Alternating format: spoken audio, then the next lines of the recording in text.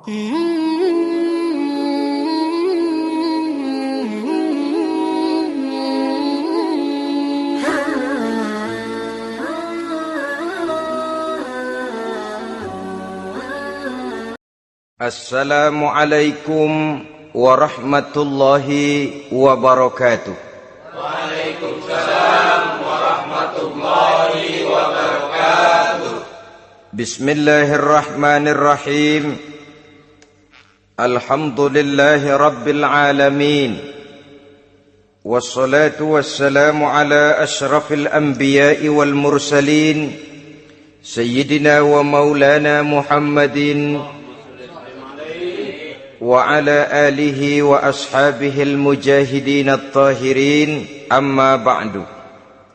Saudara-saudara kaum muslimin seiman dan sekeyakinan yang berbahagia, pada suatu hari seketika sedang berkumpul dengan para sahabat, Rasulullah pernah memberikan peringatan. Beliau bersabda, yushiku an tada'a alaikumul umamu kama tada'al akalatu ala qas'atiha. Pada suatu saat nanti akan datang di tengah-tengah kamu, wahai umat Islam, di mana orang-orang lain di sekeliling kamu akan bersatu mengerubungi kamu seperti bersatunya orang-orang mengerubungi makanan di atas meja hidangan. Akan datang satu saat nanti di mana kondisimu dikepung sedemikian rupa, yang barat mau menerkam, yang timur mau menghantam, yang selatan mau menginjak-injak, yang utara pun akan menjelajah. Kondisimu seperti makanan di atas meja hidangan. Sebagian sahabat merasa heran dan terkejut, lalu mereka bertanya, amin qillati nahnu yawma izin ya Rasulullah? Apakah jumlah kami pada waktu itu sedikit ya Rasul? Kami sampai dikepung sedemikian rupa? Beliau menjawab, bal antum yawma izin katsir. Sama sekali tidak. Kamu tidak sedikit pada saat itu. Bahkan jumlahmu sangat banyak. Kamu adalah mayoritas. Walakinnakum ghusa'un ka ghusa'is sail. Tetapi keadaanmu saat itu persis seperti buih di lautan. Banyak tetapi centang perenang. Banyak tetapi tidak punya daya dan kekuatan. Banyak tapi dipermainkan gelombang lautan, dihempaskan ke tepian pantai tanpa punya makna dan arti. Kondisimu pada saat itu kuantitas yang tanpa kualitas, sehingga orang lain enak saja mengepung kamu. Akidahmu didangkalkan, dibanjiri dengan peradaban dan kebudayaan yang menjauhkan dari agama. Dari segi maksiat dan munkarat seluruhnya mengepung sampai kita melepaskan nilai-nilai Islam kita ini. Dan celakanya, sambung beliau, waliyanzi'anna fi qulubi aduwikumul mahabata minkum. Akan dicabut kehebatanmu di mata musuh-musuhmu, sehingga pada saat seperti itu orang lain memandangmu umat Islam enteng saja, remeh saja, tidak ada apa-apanya. Sudahlah, pokoknya umat Islam sikat saja. Umat Islam enteng, umat Islam kecil, umat Islam tidak ada apa-apanya. Alangkah ironinya, alangkah menyedihkannya, memilukan dan sekaligus memalukan. Umat yang mayoritas ini dipermainkan oleh yang minoritas. Umat yang jumlahnya terbesar, terbanyak, bahkan konon menurut catatan sampai 90%, tapi dipermainkan oleh mereka kelompok-kelompok kecil ini. Waliyakzifanna fi qulubikumul wahn. Pada saat itu di hatimu dicampakkanlah penyakit wahan. Sahabat kemudian bertanya, wa mal wahnu ya Rasulullah? Apakah penyakit wahan itu ya Rasul? Beliau menjawab, hubbud dunya wa karahiyatul maut. Penyakit wahan itu tidak lain hubbud dunya wa karahiyatul maut. Terlalu cinta kepada dunia dan terlalu takut kepada mati. Materialistis dan takut resiko. Dua penyakit inilah yang menyebabkan walaupun umat ini mayoritas, tapi dipermainkan oleh yang minoritas. Walaupun dia golongan terbesar, tapi nasibnya seperti makanan di atas meja makan. Dari segala macam penjuru mau menghantam dia. Saudara-saudara kaum muslimin yang berbahagia, ini merupakan analisa sosial bahwa pada satu saat nanti akan terjadi di tengah-tengah umat di mana kita dihantam dan diserbu dari segala macam penjuru. Akidah didangkalkan, peradaban dan kebudayaan dirusak, makanan dan minuman diracuni, pakaian ditelanjangi dan lain sebagainya, sampai kita melepaskan nilai Islam yang kita cintai ini. Kondisi sosial ini satu saat akan datang kepada kita. Demikian analisa dan peringatan dari Rasulullah sallallahu alaihi wasallam.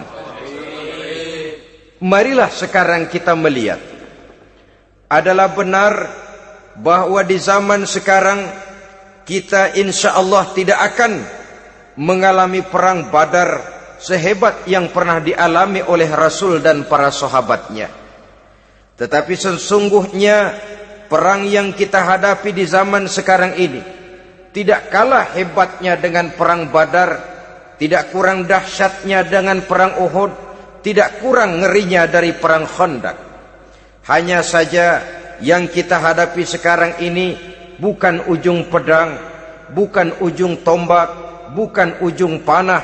Yang kita hadapi sekarang ini adalah perang akidah, perang ideologi, perang mempertahankan keyakinan. Yang kalau kita kalah sekarang, kita memang masih beragama.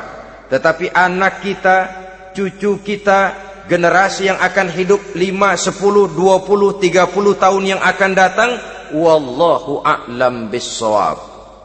Islam, saudara-saudaraku, tidak mungkin hilang dari dunia. Tetapi tidak mustahil Islam gulung tikar dari desa kita.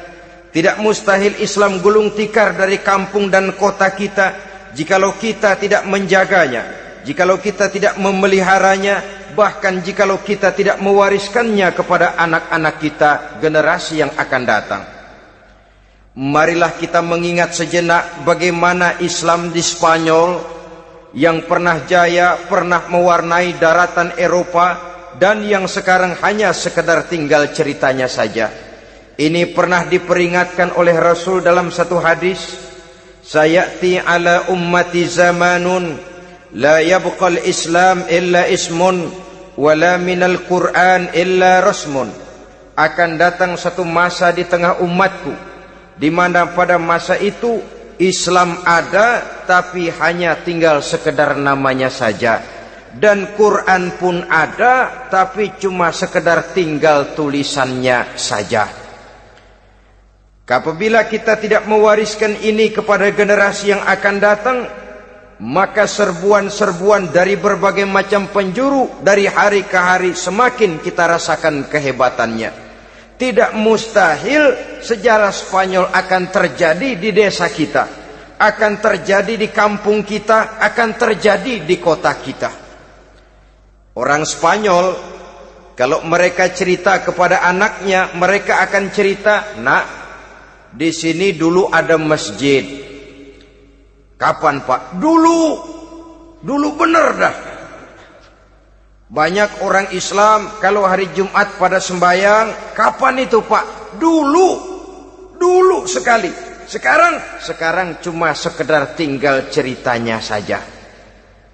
Bukankah sesuatu yang sangat tidak mustahil apabila kita tidak menjaga dan mewariskan Islam ini kepada generasi yang akan datang? Maka serbuan-serbuan akan membawakan hasil yang diinginkan oleh para penyerbu itu tadi. Kita sudah menjadi umat yang mayoritas, tetapi umat yang mayoritas ini menurut Rasul dikepung sedemikian rupa akidahnya didangkalkan, peradaban dan kebudayaannya ditekan sedemikian rupa, kehidupan sosialnya dibuat individualis, kemudian dari segi pergaulan, pakaian, makanan, minuman dan sebagainya diracuni, sampai dia tidak lagi berpegang teguh kepada agamanya.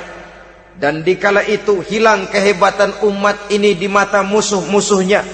Orang lain memandang kita ringan saja, enteng saja, satu umat yang sudah kehilangan wibawa. Padahal konon kabarnya kita mayoritas, tapi enak saja dikutak-kutik orang lain. Dan dikala itu di hati kita merajalela penyakit wahan. Penyakit wahan itu apa? Pertama, hubbud dunia, terlalu cinta kepada dunia. Terlalu cinta kepada dunia yang menyebabkan kita lupa akan tanggung jawab dan kewajiban, lupa meneruskan dan mewariskan Islam kepada generasi yang akan datang. Kita berlomba hanya untuk mengejar dunia dan seluruh isinya. Baik dia bernama material, baik dia bernama seksual, baik dia bernama pangkat, jabatan dan kedudukan, berlomba-lomba kita di dalamnya. Sampai tercampaklah penyakit hubbud dunia di dalam hati ini. Berurat dan berakar dunia itu, sulit dan berat kita berpisah daripadanya. Akibatnya kemauan untuk berbuat demi dan atas nama agama sangat sulit terwujud di dalam kehidupan ini. Yang kedua, karahiyatul maut, terlalu takut kepada mati. Baik mati ajal, mati dalam artian yang sebenarnya, baik mati usahanya, baik mati karirnya, baik mati pangkat dan jabatannya. Sehingga dengan demikian akibatnya jatuhlah kita menjadi umat yang kehilangan wibawa di mata orang lain. Saudara-saudara kaum muslimin rahimakumullah, saya katakan tadi, perang yang kita hadapi di zaman sekarang adalah perang akidah. Perang menghadapi peradaban dan kebudayaan yang menghancurkan moral daripada anak-anak kita. Perang menghadapi banjirnya maksiat dan munkarat, yang di tengah-tengah itu, di samping berkewajiban menjaga diri dan keluarga, kita pun juga berkewajiban menjaga anak-anak kita, generasi yang akan datang, mengarahkan dan mendidik mereka sesuai dengan yang dikehendaki oleh Allah Subhanahu wa ta'ala. Oleh sebab itu, pada pertemuan kali ini yang akan saya bicarakan ialah bagaimana idealnya seorang muslim lebih dahulu memberikan pendidikan kepada anak-anaknya. Di tengah satu situasi dan kondisi di mana serbuan datang silih berganti melanda dan menghantam umat Islam, kemana anak-anak kita ini harus kita arahkan? Karena kita orang tua mempunyai tanggung jawab. Anak adalah amanah, menyia-nyiakan amanah adalah dosa, dan dosa itu merupakan satu dosa yang besar. Bahkan orang tua bisa saja masuk neraka kalau tidak bertanggung jawab tentang anak-anaknya. Satu riwayat menjelaskan, ada orang soleh, ngajinya cukup, solatnya cukup, puasanya cukup, zakatnya cukup, di mana ada majelis taklim hadir, baca Quran hobi, fitnah orang tidak pernah. Di akhirat setelah disidang dia ternyata lebih banyak kebaikannya daripada kejahatannya, maka dia pun diperintahkan dan dipersilahkan masuk ke dalam surga. Giliran anaknya disidang, biang okem nih anak. Ditanya, siapa Tuhanmu? Tidak tahu. Siapa nabimu? Tenyaho. Apa kitabmu? Ora gelem. Kamu pernah sholat? Tidak. Zakat? Tidak. Puasa? Tidak. Judi? Hobi. Zina? Tiap malam. Mabuk? Berat. Wah, brengsek kamu. kebaikan tidak ada barang sedikit pun, sementara kesalahan dan dosa berlipat ganda. Kamu neraka. Anak ini protes. Benar, saya tidak kenal siapa Tuhan saya. Saya tidak tahu siapa Nabi saya. Saya tidak tahu kitab suci dan kiblat saya. Saya tidak sholat, tidak zakat, tidak puasa. Tiap malam saya judi, saya zina, saya mabuk. Tapi saya kerjakan semua itu karena saya tidak tahu dan orang tua saya tidak pernah memberitahu saya.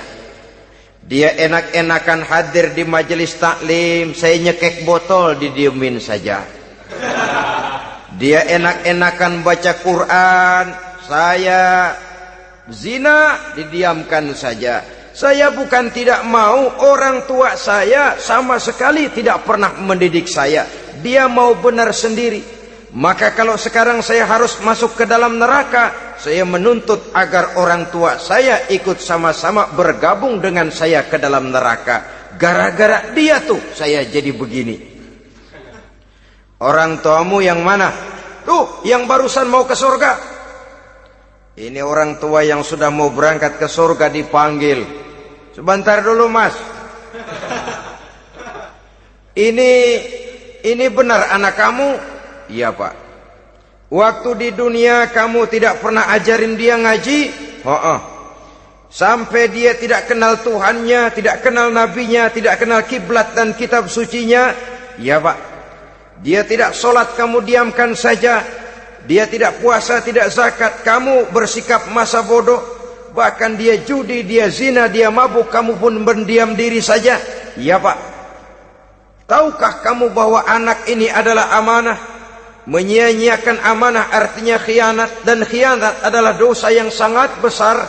Kamu tidak bertanggung jawab, maka kamu, anakmu gabung ke dalam neraka. Saudara-saudara kaum muslimin rahimakumullah, itu sebabnya Allah pesan benar-benar, ya ayyuhalladzina amanu qu anfusakum wa ahlikum nara. Hai orang-orang yang beriman, jaga dirimu dan keluargamu, istri, anak, orang-orang yang menjadi tanggung jawab dan kewajiban kita, jaga dan pelihara mereka dari api neraka. Saudara-saudara kaum muslimin, lalu kalau kita orang-orang tua yang hidup di zaman sekarang ini sudah sering beristighfar, mengurut dada, melihat situasi, membaca peta keadaan, konon tantangan yang akan dihadapi oleh anak-anak kita 15, 20, 25 tahun yang akan datang jauh lebih berat dari apa yang kita hadapi sekarang ini. Maka adalah wajar jika kita sebagai orang tua yang cinta kepada agama, cinta kepada anak-anak kita, berpikir untuk mewariskan nilai-nilai yang luhur ini kepada anak-anak kita generasi yang akan datang. Bagaimana pada mulanya kita harus mendidik mereka? Mari kita telusuri apa yang dicontohkan oleh Al-Quranul Karim. Orang-orang tua bijaksana yang diceritakan dalam Al-Quran, kalau sudah berpikir tentang anak-anaknya generasi yang akan datang, pendidikan pertama yang diberikan kepada anaknya ternyata adalah persoalan akidah. Nabi Ibrahim, pertanyaan yang paling merisaukan beliau buat anak cucunya ialah, ma ta'buduna min ba'di. Saudara bisa lihat surah Al-Baqarah ayat 133. Anak-anakku, kalau pada satu saat nanti aku, ayahmu ini sudah tidak ada lagi, meninggalkan kamu semua, meninggalkan kehidupan dunia ini, ma ta'buduna min ba'di, apa yang akan kamu sembah nak kalau ayah sudah tidak ada lagi? Jikalau ayahmu sekarang masih rajin ke masjid, melakukan rukuk dan sujud, i'tikaf dan membaca Quran, kalau satu saat ayahmu meninggalkan dunia ini, masihkah engkau mau ke dalam masjid? Masihkah engkau rukuk dan sujud? Masihkah engkau i'tikaf? Ma ta'buduna min ba'di, apa yang akan kamu sembah kalau aku ayahmu tidak ada lagi nak? Ditanamkan bukan hanya keyakinan bertauhid, sekaligus juga menyembah kepada Allah yang kita yakinkan dengan tauhid itu tadi. Bukankah berbeda dengan kita kebanyakan orang tua sekarang? Kita tidak pernah berpikir ma ta'buduna min ba'di. Kalau bapak tidak ada, kamu nyembah apa nak? Kita orang tua sekarang pagi-pagi malah berpikir ma ta'kuluna min ba'di. Kalau bapak enggak ada, kamu nanti makan apa nak? Bukan nyembah apa yang kita pertanyakan, bukan nyembah apa yang kita khawatirkan, makan apa nak? Maka yang dicari lalu sekolah-sekolah yang bonafit, yang tidak peduli apakah itu merusak imannya, mematikan akidahnya, menghancurkan keyakinannya. Yang penting ada jaminan hari depan bisa dapat lapangan kerja. Akibatnya berduyun-duyun orang-orang tua muslim menyekolahkan anaknya di sekolah-sekolah yang bukan Islam, yang nyata-nyata membahayakan akidahnya. Dididik dengan kultur dan budaya yang bertentangan dengan nilai-nilai agamanya. Bukankah ini berarti merelakan anak untuk dikafirkan? Bukankah ini artinya menyerahkan anak untuk ditulis menurut selera para pendidik yang tidak sesuai dengan nilai akidah yang dimilikinya? Mengapa kita tidak berpikir seperti Nabi Ibrahim yang sebelum memberikan pendidikan kecerdasan, sebelum pendidikan matematika, IPS, PSPB dan disiplin ilmu lainnya, yang pertama ditanamkan ma ta'buduna min ba'di. Kalau ayahmu tidak ada, kamu menyembah apa nak? Menyembah Allah apa nanti malah menyembah harta? Menyembah Allah apa nanti malah mendewa-dewakan pangkat dan jabatan? Menyembah Allah apa malah nanti menyembah alam? Itu yang dikhawatirkan Nabi Ibrahim kepada generasi yang akan datang. Dan itu saudara-saudara yang seharusnya mengkhawatirkan kita kepada anak-anak kita, generasi yang akan datang. Lihatlah serbuan akidah di zaman sekarang ini. Dimanfaatkan kemiskinan kita umat Islam. Diberikan kita tawaran berupa beras, pakaian, obat-obatan, kalau perlu beasiswa, asal bisa melepaskan keislaman kita ini. Bertahap, sedikit demi sedikit, step by step, shibran bi shibrin wa zira'an bi zira'in. Dan harus saya ingatkan, orang di zaman sekarang tidak mungkin menghantam Islam secara frontal.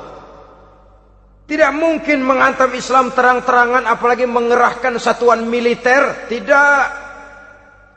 Orang berhitung bagaimanapun kondisi dan kualitasnya umat Islam, mereka masih punya satu modal penting, fanatisme agama. Kalau ini disulut, api jihad segera berkobar, dan hanya maut yang bisa menghentikan orang yang dibakar dengan semangat jihad. Orang tahu itu. Betapa Uni Soviet kedodoran menghadapi mujahidin Afghanistan yang disulut oleh semangat jihad yang berkobar dengan persenjataan yang primitif ketimbang persenjataan Uni Soviet. Entah mereka pantang surut mundur ke belakang. Jadi jangan mimpi bahwa orang mau menghantam Islam ini dengan melarang pengajian, meruntuhkan masjid, menyegel pondok pesantren. Tidak. Melarang orang sholat. Tidak. Kalau perlu masjid diperbanyak, musola diperbesar. Tapi bikin itu masjid seperti museum. Besar, megah, mercusuar, tapi bikin seperti museum. Tempat orang kagum, tempat orang memuji, tapi sunyi dari nilai-nilai ibadah. Saudara-saudara kaum muslimin, untuk sampai kepada penghantaman akidah, jalan yang paling mudah dirintis sekarang ini secara bertahap dan sistematis, memisahkan umat Islam dari Islamnya. Biarkan mereka bernama Muslim. Biarkan di atas kartu penduduknya tertulis agama Islam. Tapi tanamkan budaya-budaya yang menyebabkan cara bergaul mereka, cara berumah tangga mereka, cara bertetangga mereka, sampai kepada cara mereka berpakaian, cara mereka bergaul, cara mereka makan dan minum, cara mereka mendidik dan menyekolahkan anak, sama sekali tidak lagi mencerminkan nilai-nilai yang islami. Itu sudah satu usaha yang paling praktis, memisahkan umat Islam dengan Islamnya. Kalau sadarlah kita ke arah ini usaha orang di zaman sekarang, maka yang harus pertama kita tanamkan kepada anak-anak kita, didik mereka dengan jiwa tauhid yang mengkristal di dalam batinnya, meresap sampai ke tulang sumsumnya, yang tidak akan sampai pun nyawa berpisah dari badannya, akidah itu tidak akan berpisah dari hatinya. Bahkan dia sanggup dengan tegar berkata, lebih baik saya melarat karena mempertahankan iman daripada hidup mewah dengan menjual akidah. Satu khittah, satu garis kehidupan yang perlu kita wariskan kepada anak-anak kita, generasi yang akan datang. Dahulu ada satu tradisi, saudara-saudara. Kalau anak gadis kita dilamar orang, orang lalu bertanya, anakmu mau ngelamar gadis saya, apa sudah khatam Quran berapa kali? Apa sudah bisa baca kitab macam-macam dan lain sebagainya? Sehingga lahirlah satu kebanggaan. Apapun motifnya, tapi pertanyaan semacam ini zaman sekarang sudah langka. Paling-paling yang ditanya kalau anaknya dilamar orang, anakmu kerja di mana? Gajinya sebulan berapa? Kendaraannya bebek apa soang apa-apa? Itu yang kita pertanyakan, berkisar di seputar materi, kerja, job, status sosial dan lain sebagainya. Perkara bisa baca Quran atau tidak, nomor 18. Perkara sembahyangnya rajin apa tidak, nomor 36. Saudara hadirin, akibatnya terjadi pergeseran nilai. Maka mendidik anak menurut tuntunan Quran adalah seperti yang diberikan contoh oleh Luqmanul Hakim, yang diceritakan dalam surah Luqman mulai ayat 11 dan selanjutnya. Apa pendidikan pertama yang harus kita berikan kepada anak? Pertama, ya bunayya la tusyrik billah. Wahai anakku, jangan sekali-kali engkau menyekutukan Allah. Nak, jaga tauhid, pelihara iman, mantapkan akidah. Ini dasar yang pertama. Belum lagi anak mengenal berbagai macam disiplin ilmu, yang pertama ditanamkan tauhid. Ini yang mendasari kehidupan. Ini yang akan menjadi mewarnai dan menjadi warna dari kepribadian seseorang. Sentuhan jiwa tauhid di dalam diri si anak. Belum lagi sempat dia kenal yang lain. Yang pertama yang kita tanamkan, kita wariskan, kita berikan, la tusyrik billah. Jangan sekali-kali menyekutukan Allah. Nah, kalau ini sudah tertanam, ini sudah merupakan satu fondasi yang kuat. Selebihnya nanti tinggal melihat bakat si anak, kemana dia harus dididik ini. Yang terpenting nilai iman lebih dahulu tanamkan. Dan untuk menghancurkan nilai keimanan, saudara-saudara, saya katakan, ingatkan kepada hadis di awal tadi, dikepung kita dari berbagai macam penjuru agar bisa melepaskan nilai-nilai iman dan keyakinan. Proses pendangkalan akidah, ditanamkan keraguan kepada agama, ditanamkan rasa malu beragama, sholat malu, baca Quran malu, berangkat ke masjid malu, pakai jilbab malu. Ditanamkan rasa malu beragama, sehingga bertahap sedikit demi sedikit kita mulai berpisah dengan kehidupan beragama. Ditanamkan hal yang sedemikian rupa dari berbagai macam penjuru. Dihantam akidah, akidah kuat, dihantam dari segi peradaban dan kebudayaan. Diperbanyaklah peradaban dan kebudayaan yang bukan mendekatkan kita dengan agama, malah mendekatkan kita dengan neraka. menjauhkan kita dari agama, menjauhkan kita dari nilai-nilai luhur yang diwariskan oleh orang-orang tua kita terdahulu. Adalah kewajiban kita yang pertama, mendidik anak, menanamkan roh, jiwa, dan semangat tauhid di dalam diri mereka.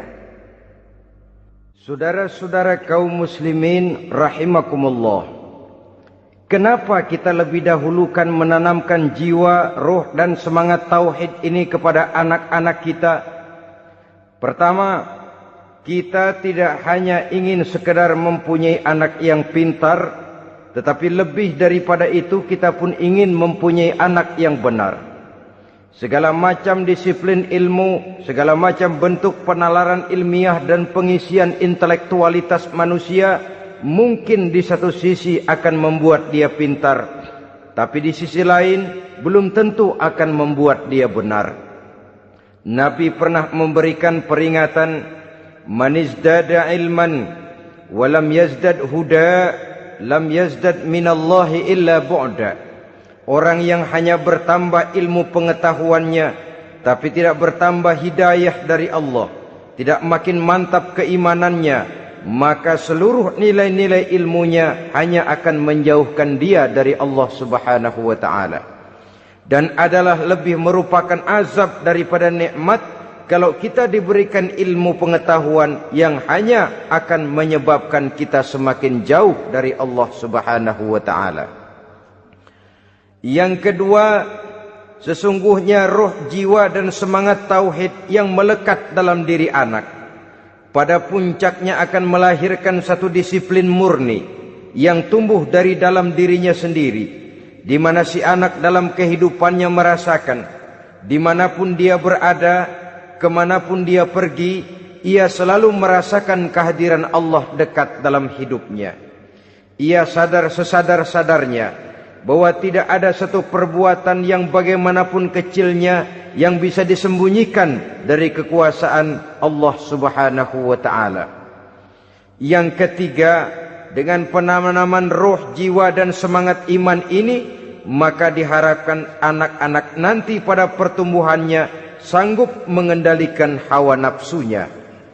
Dengan kata lain, bahwa penanaman jiwa tauhid, penanaman roh dan semangat keimanan ini merupakan kondisi dasar yang harus dilakukan sebelum yang lain-lainnya.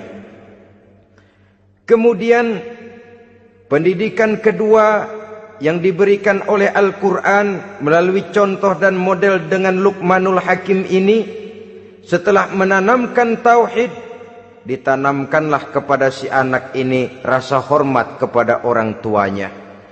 Wa wassaynal insana biwalidayhi, dan kami wasiatkan kepada manusia untuk berbakti kepada ibu bapaknya. Hamalathu ummuhu wahnan ala wahnin, karena ibunya telah mengandungnya dengan kepayahan di atas kepayahan. Maksudnya dengan kepayahan dan kelelahan yang berlipat ganda. Sehingga ketika Rasul ditanyakan orang, "Ya Rasul, siapa yang paling harus saya taati di dunia ini?" Beliau menjawab, "Ibumu." Kemudian, "Siapa lagi ya Rasul?" "Ibumu." Setelah itu, "Siapa lagi ya Rasul?" "Ibumu." Dan kemudian, "Siapa ya Rasul?" "Bapakmu." Ibu, ibu, ibu, bapak. Bahkan al-jannatu tahta aqdamil ummahat, surga berada di bawah telapak kaki ibu. Bagaimana menanamkan rasa hormat kepada orang tua di hati anak? Tentu yang pertama, bagaimana orang tua bisa memberikan keteladanan. Marilah kita sebagai orang-orang tua ini menyadari bahwa sebelum anak kenal sekolah dasar, sebelum anak kenal TK, ibtidaiyah, sanawiyah, sampai kepada perguruan tingginya, yang pertama dia kenal adalah lingkungan rumah tangganya, gurunya adalah ibu bapaknya. Di sini berlakulah apa yang dinamakan keteladanan. Keteladanan jauh lebih berhasil daripada sekedar teori-teori yang muluk. Keteladanan jauh lebih berhasil daripada berbagai macam indoktrinasi dan penataran. Kurangnya keteladanan akan menyebabkan anak mencari pola. Apabila kita orang tua ini tidak bisa memberikan keteladanan yang baik kepada anak-anak kita, maka pada suatu saat anak-anak akan menganggap enteng dan kehilangan wibawa kita sebagai orang tua di mata mereka. Dikala itu akan sangat sulit kita membentuk kepribadian mereka. Bukankah di zaman sekarang ini kita banyak mengalami krisis wibawa, krisis figur? Ada yang karena rapotnya merah melulu, gurunya dikeroyokin. Pak guru pulang sekolah dicegat. Bahkan nyaris ada orang tua pernah dibunuh oleh anaknya sendiri. Dan lain sebagainya, kasus-kasus yang sebenarnya tidak perlu terjadi. Karena memang bukan saja bertentangan dengan nilai budaya kita sebagai bangsa, tapi juga bertentangan dengan ajaran agama kita sendiri. Krisis wibawa, krisis figur, yang juga akibatnya harus kita sadari banyak faktor yang membentuk kepribadian anak. Pergaulannya, yang dibacanya, yang ditontonnya, yang disaksikannya di dalam kehidupan. Benar kita menyekolahkan mereka, tapi berapa jam mereka di sekolah? 6 jam, 7 jam paling lama. Sedangkan mereka hidup 1 hari 1 malam 24 jam.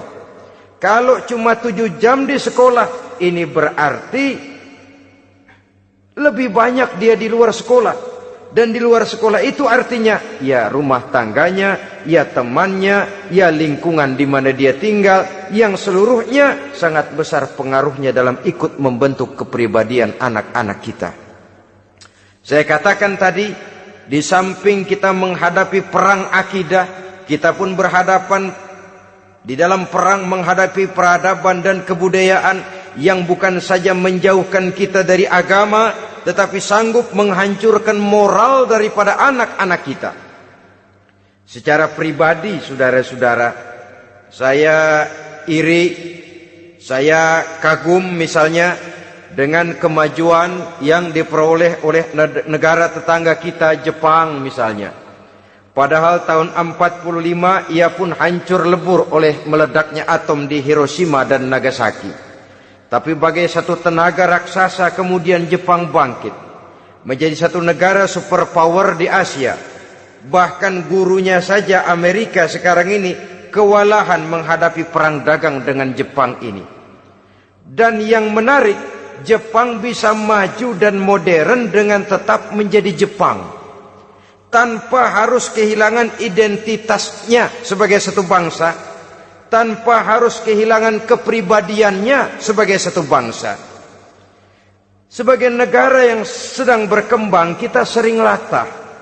Kita ingin meniru Barat, tapi bukan teknologinya, westernisasinya yang kita tiru, bukan isinya, kulitnya yang kita ambil. Akibatnya apa? Modernnya belum, orangnya sudah Barat.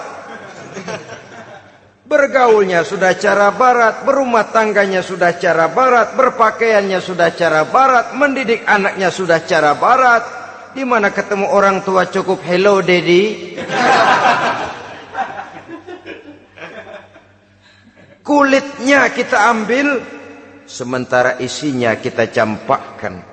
Ironi dan menyedihkan. Padahal kita sesungguhnya bisa maju dan modern, bisa mengejar segala ketinggalan dan keterbelakangan kita, dengan tetap menjaga nilai-nilai luhur budaya kita sebagai satu bangsa, mengambil isinya, dan kalau memang tidak perlu, lalu mencampakkan kulitnya. Pengaruh peradaban dan kebudayaan yang menghancurkan moral daripada anak-anak kita oleh pesatnya arus teknologi, oleh pesatnya arus komunikasi, di mana hal-hal yang terjadi di belahan dunia lain dapat kita saksikan hari ini juga melalui layar televisi, yang terjadi di Amerika, di Eropa, di Afrika, di ujung dunia yang paling ujung sekalipun. Di ujung dunia yang paling ujung, hari ini kejadian, hari ini sudah bisa kita saksikan. Pesatnya arus komunikasi, kalau jatuh ke tangan anak-anak kita yang belum mempunyai filter, daya saring positif, akan dicerna oleh mereka tanpa memilah dan memilih. Akibatnya orang kampung bilang kelolodan. Makan nggak dikunyah lagi, tentu saja akhirnya kelolodan, dan kalau sudah kelolodan menyusahkan kita seluruhnya. Oleh karena itu budaya menghormati orang tua perlu dijaga, perlu dipelihara dan diwariskan kepada anak-anak kita. Tali silaturahmi sehingga ada respeknya kepada orang tuanya. Jangan bapaknya dianggap CS, ibunya dianggap CS, kakeknya dianggap CS. Hilang rasa respek, hilang rasa menghormati. Sementara orang tua sendiri tidak bisa memberikan keteladanan, kurang mendapat perhatian dan lain sebagainya. Apalagi kalau baik ibu maupun bapak adalah orang-orang karier yang setiap hari sibuk menghadapi tugas masing-masing. Bapak sibuk rapat, pindah kantor sana kantor sini, ibu sibuk arisan, besarlah anak-anak di tangan pembantu dan lain sebagainya, sehingga dia merasa kurang mendapat perhatian, dan ini akan ikut membentuk warna dari kepribadian yang dimilikinya. Sampai kepada pelosok-pelosok desa, jaringan televisi memang menguntungkan. Tapi kalau sudah sampai kepada menayangkan budaya-budaya yang tidak sesuai dengan pola di mana mereka tinggal, pola lingkungannya, dan ingin mereka terapkan dalam kehidupan, ironi dan menyedihkan. Maka sering dikatakan, jikalau ABRI masuk desa, rakyat beruntung. Jikalau listrik masuk desa, rumah jadi terang. Jikalau koran masuk desa, rakyat jadi cerdas. Jikalau hakim masuk desa, rakyat lalu sadar hukum. Tapi jikalau maksiat dan munkarot masuk desa, minuman keras masuk desa, judi masuk desa, pelacuran masuk desa, rakyat tentu kiamat. Dan kita harus punya budaya untuk memilah dan memilih, mempunyai filter untuk jadi daya saring positif. Oleh karena itu saudara-saudara, tahap kedua setelah menanamkan jiwa tauhid kepada anak, tanamkan rasa hormat kepada orang tuanya. Orang tua itu ibu bapaknya, orang tua itu guru-gurunya yang mengajarkan dia, atau yang dianggap tua yang lebih senior dari dia. Karena tidak ada satu peradaban yang berdiri sendiri. Bagaimanapun maju dan modernnya kita sekarang, tentu merupakan mata rantai yang berkaitan dari generasi terdahulu. Ini yang kedua. Setelah tauhid, berbakti kepada ibu dan bapak.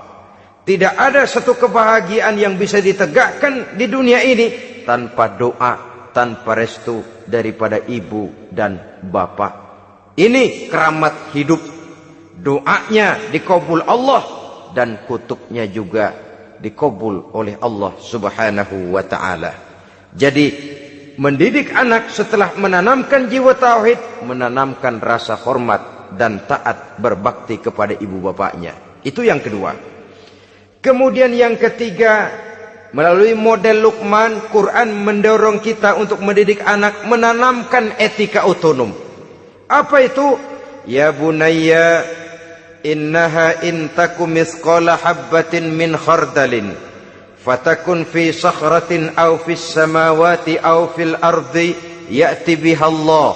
Wahai anakku, sesungguhnya kalau ada satu kebaikan yang kamu kerjakan, kecil, tidak nampak oleh pandangan mata yang zahir, yang kecil itu tersembunyi di puncak langit, di dasar bumi yang paling dalam, atau di tengah batu hitam sekalipun, Allah pasti mengetahuinya dan pasti akan memberikan balasan yang seadil-adilnya. Pendidikan apa ini? Pendidikan moral, menanamkan etika otonom. Nah, kau berbuat baik jangan karena dilihat orang. Kau tidak mau melakukan kejahatan jangan cuma karena ada polisi.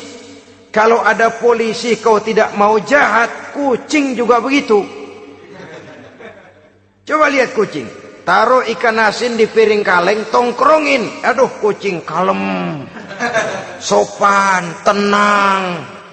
Sedikit kita lengah, habis ikan digarap. Tapi ditanamkan satu kesadaran, kemanapun kau pergi, apapun yang kau kerjakan, tersembunyi di tengah batu, di dasar bumi, di puncak langit, Allah pasti tahu. Dalam bahasa yang ringan, nak, kita ini diawasi oleh 2 hiperkomputer yang maha sensitif. Produksi langit, mereknya Rokib dan Atid.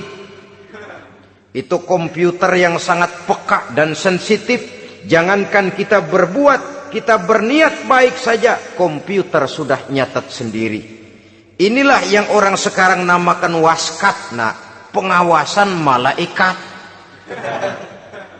Kalau hidup sudah merasa diawasi oleh malaikat, waskat berhasil. Tapi kalau waskat sudah diawasi malah nekat, itu yang gagal. Atau yang diawasi dan yang mengawasi sama-sama sepakat, itu juga bisa cincai. Saudara-saudara kaum muslimin rahimakumullah, waskat dalam pengertian kita muslim, bagaimana hidup ini merasakan diawasi oleh malaikat. Intelektualitas yang tinggi sekalipun, IQ yang nilainya plus sekalipun, disiplin ilmu yang bagaimanapun banyak yang memenuhi benak kita, tanpa diiringi oleh etika otonom, orang sering mencari celah dan kesempatan. Mencari celah dan kesempatan. Tapi kalau sudah merasa, kemanapun saya pergi, dimanapun saya berada, kebaikan bagaimanapun sekecilnya saya lakukan, toh Allah pasti akan memberikan balasan. In khairan fa khairun, wa in syarran fa syarrun. Jikalau baik, baik balasan yang kita terima. Jikalau jahat, jahat kejahatan yang kita terima. Kalau sudah ke arah ini kita berpikir, maka sesungguhnya kalau kita berbuat baik kepada orang lain, hakikatnya kita sudah berbuat baik kepada diri kita sendiri. Lalu tidak ada merasa rugi berbuat baik kepada orang. Karena manakala dia melakukan kebaikan kepada orang lain, artinya dia sudah berbuat baik untuk dirinya sendiri. Jadi setelah tauhid, kemudian berbakti kepada ibu bapak, yang ketiga baru pendidikan tentang akhlak, tentang moral. Pola ini yang sering terlupakan oleh kita, bahwa bagi kita itu pendidikan tidak lain upaya mencerdaskan otak anak. Jangan sampai sebab ini kelihatannya pembangunan makin maju, persaingan hidup makin tajam, tensi ekonomi semakin tinggi, sementara jumlah tenaga kerja dengan lapangan kerja yang tersedia jauh dari mencukupi. Jikalau tidak membekali anak dengan pendidikan yang menunjang lapangan pekerjaan, orang tua khawatir, takut sekali anaknya jadi gelandangan. Dikhawatirkannya kehidupan dunia ini, sementara dia lupa kalau anaknya bisa jadi gelandangan di akhirat. Padahal selama-lamanya gelandangan di dunia, paling seumur manusia itu 60 tahun, 70 tahun lah umur orang sekarang. 70 itu sudah luar biasa itu. Tapi kalau harus menggelandang di akhirat, menjadi gelandangan di akhirat, alangkah menyedihkannya. Apakah akan kita korbankan satu kehidupan yang langgeng, abadi, cuma karena tertipu oleh fata morgana dan kamuflase? Kita korbankan yang sedikit, kita korbankan yang besar karena kita memilih yang sedikit. Dalam bahasa Al-Quran memang pernah diceritakan hidup ini hakikatnya perlombaan, saudara-saudara. Perlombaan. Dan di dalam perlombaan itu ada yang menang, ada yang kalah. Al-Quran lalu memberikan peringatan, Alhaakumut takatsur, kamu telah lalai karena berlomba-lomba memperbanyak harta, mempertinggi pangkat dan kedudukan, hatta zurtumul maqabir, sampai kamu akan masuk ke liang kubur baru sadar. Apalagi kalau napas sudah sampai di tenggorokan. Persis Fir'aun sudah tenggelam di lautan merah, mau mampus, baru dalam sekaratnya amantu bi Rabbi Musa wa Harun. Kalau begini caranya, saya juga percaya kepada Tuhan Musa dan Harun, percaya kepada Allah. Sudah mau mati, baru amantu bi Rabbi Musa. Kami percaya kepada Tuhan Nabi Musa, kata Fir'aun. Malaikat maut kesel bener, dilelepin terus di laut. Mampus tuh sekalian.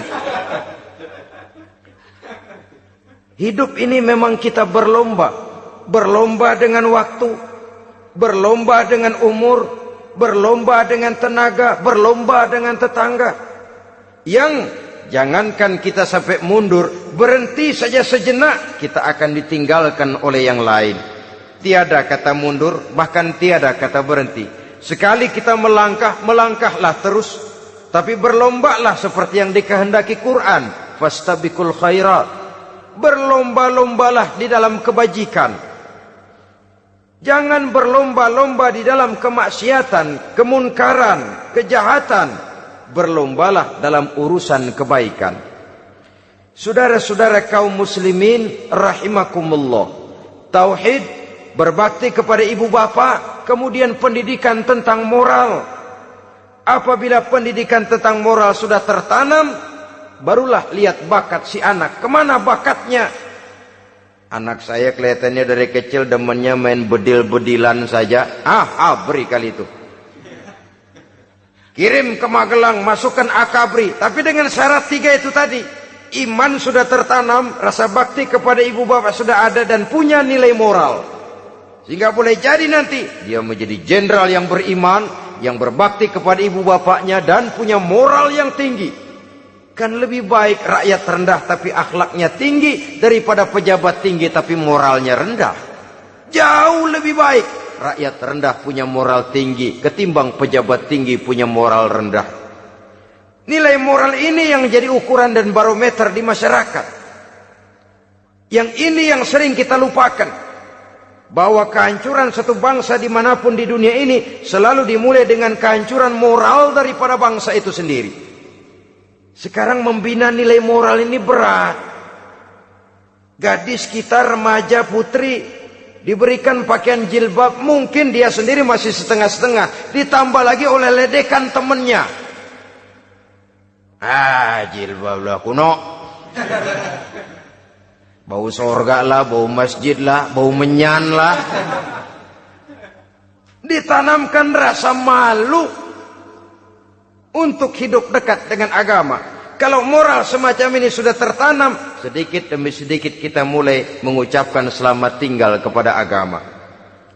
Dan kemalangan apa yang lebih malang kalau kita sudah jauh dari agama ini? Bukankah Islam telah menyelamatkan manusia dari penyakit jahiliyah dan membawanya kepada satu kehidupan yang maju dan modern? Kalau kita tinggalkan Islam ini, bukankah artinya kita akan kembali kepada satu zaman jahiliyah? Hanya saja jahiliyah itu berada di abad modern. Versinya tentu lebih modern. Kalau zaman jahiliyah dulu mabuknya pakai arak, zaman sekarang sudah macam-macam orang bisa mabuk. Kalau zaman jahiliyah dulu anak perempuan dikubur hidup-hidup, zaman sekarang kadang-kadang belum sempat lahir ke dunia, malah sudah dibunuh lebih dahulu. Versinya saja yang berbeda. Kalau di zaman jahiliyah dahulu manusia menyembah batu yang bernama Latta, Uzza, Manat dan Hubal. Di zaman jahiliyah modern sekarang ini orang sering menyembah kepala bagiannya, sering menyembah atasannya, sering menyembah komputer, sering menyembah teknologi modern yang lebih diyakininya daripada Allah sebagai keyakinan sentral di dalam hidupnya. Saudara-saudara kaum muslimin rahimakumullah. Jadi yang ketiga, nilai moral yang ditanamkan kepada anak-anak kita supaya dia bisa menghadapi tantangan-tantangan hidup yang semakin berat ini dengan tetap berpegang teguh kepada nilai-nilai moral yang diwarnai oleh jiwa keimanannya yang bersumber dari ajaran agamanya. 3. Kemudian yang keempat, barulah tatanan kehidupan sehari-hari. Apa kata Luqman? Ya bunayya aqimis shalah. Setelah bertauhid, berbakti kepada ibu bapa, punya nilai moral. Ya bunayya aqimis shalah, nak dirikan solat. Rumah tangga muslim. Anak berumur 7 tahun sudah berani meninggalkan solat, kata Nabi, pukul. Bukan untuk menyakiti, untuk mendidik. Karena sayang kepada anak. Saudara-saudara, kita khawatir betul kepada anak. Kalau dia pulang dari sekolah, buru-buru kita sebagai orang tua bertanya, sudah makan nak? Sudah istirahat nak? Tapi jarang kita sebagai orang tua melontarkan, sudah sholat nak? Bahkan kita bisa memberikan sugesti kepada anak. Nah, kalau kau naik kelas 1 sampai naik ke kelas 2, bapak beliin sepeda. Tamat SD nak, motor. Tamat SMP nak, ke Bali kita. Tamat SMA nak, Singapura. Saudara-saudara, tapi kalau untuk urusan sholat misalnya, kita tidak pernah memberikan sugesti kepada anak-anak kita. Nah, kalau kau hafal Fatihah lengkap dengan artinya, bapak beliin sepatu. Nah, kalau kau bisa sholat dengan baik, cukup syarat rukunnya, bapak beliin sepeda. Ada rangsangan, ada sugesti yang membuat anak lebih tergerak untuk hidup dalam suasana keagamaan. Ya bunayya aqimis sholah, nak dirikan sholat. Sebab ini sandaran vertikal yang paling langsung antara manusia dengan Tuhannya. Menyadari bahwa sepanjang yang bisa dilakukan oleh manusia hanyalah berusaha dan berusaha, dan kepastian sepenuhnya ada di tangan Allah. Dengan sholat kepribadianmu diperteguh. Dengan sholat sandaran vertikalmu kepada Allah diperkuat. Dan pada waktunya nanti Al-Quran memberikan bimbingan, hendaklah minta tolong kepada Allah dengan sabar dan tetap mendirikan sholat. Ya bunayya aqimis sholat. Setelah itu, wa'mur bil ma'rufi wanha 'anil munkar. Tegaklah membina yang ma'ruf, tegaklah mencegah yang munkar. Ini sikap hidup sudah. Sholat tadi tugas hidup.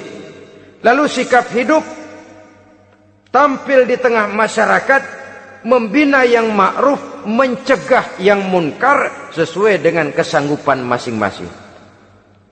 Bukankah setiap kita kepingin punya anak yang bermanfaat, setidaknya bagi keluarganya, syukur kalau bisa bagi lingkungannya, bagi masyarakat, bangsa dan negaranya. Dan satu di antara tanda orang yang bermanfaat, kalau dia bisa hidup menjadi penganjur yang ma'ruf dan pencegah yang munkar. Dan itu kalau tidak ada hidayah, sulit orang mau melaksanakan itu. Sebab apa? Ada kecenderungan belakangan ini di mana agama dianggap urusan pribadi. Sehingga orang lalu sering bilang, jangan bawa-bawa agama dah, itu kan bukan urusan agama. Ini sudah ciri berpikirnya sekuler. Jangan bawa-bawa agama. Agama urusan pribadi, artinya orang mau sholat mau enggak jangan bilang apa-apa dah. Urusan dia sendirian. Dia mau puasa dia enggak, merdeka saja, urusan pribadi. Agama bukan persoalan pribadi.